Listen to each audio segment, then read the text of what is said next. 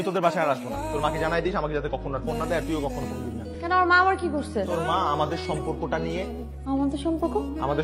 নিয়ে ভাবে না, ফিউচার প্ল্যান করে না, মানে গভীর ভাবে চিন্তা করে না। ফিউচার প্ল্যান, গভীর চিন্তা আমি কিছু বুঝতেছি না। আবার বুঝা আমাকে ভালো করে বুঝা কি?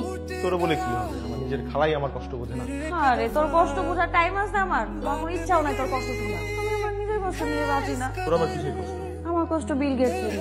বিল গেটস কি করতে তোর? আমি এই ঘরে কি করি?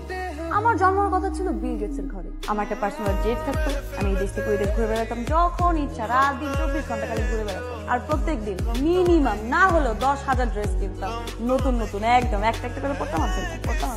আর তোদের মতো 10-20টা দাদা যে থাকতো আমাকে কারো পায়ে।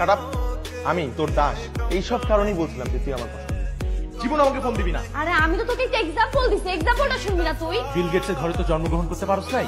বিল গেটস এর কোম্পানি মানে মাইক্রোসফটের একটা কম্পিউটার কিনে দিব। কম্পিউটার তো আছে আমার। তুই নিজেও পড়তে যাস না আর